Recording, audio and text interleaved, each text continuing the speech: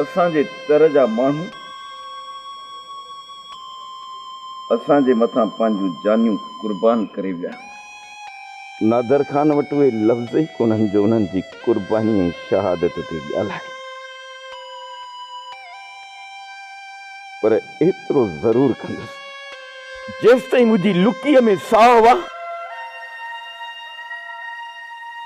तेसि ताईं उन्हनि जे कातिलनि सां जहिड़ो चोटींदो रहंदुसि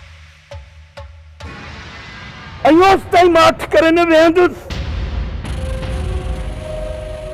जेसि ताईं उन्हनि सभिनी कातिलनि खे जहन्नम रवानो न कंदुसि, उन्हनि खे जहन्नम में पहुचाए पोइ सुख जो साह खणंदुसि। जेके बि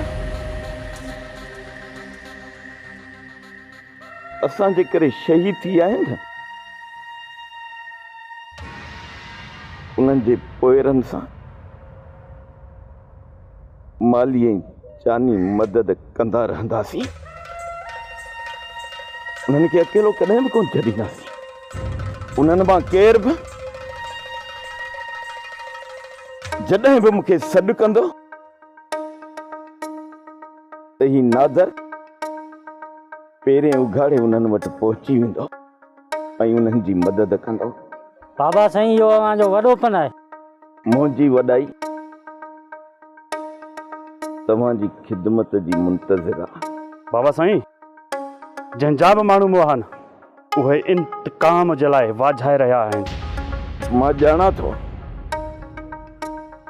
त पंहिंजनि जे मरण जो सूर छा थींदो आहे।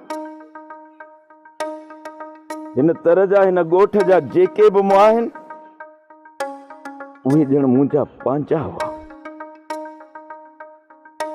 मुंहिंजा बच्चा हुआ। उन्हनि सभिनी जे पलांद जी ज़िमेवारी नादर खान जे कुल्हनि ते आहे। सिर्फ़ ऐं सिर्फ़ रुगो शहबाज़ खान खे पहुचण ॾियो। बाबा साईं पोइ हज़ारे सवाल उथिया आहिनि त पलांद कॾहिं वठंदो?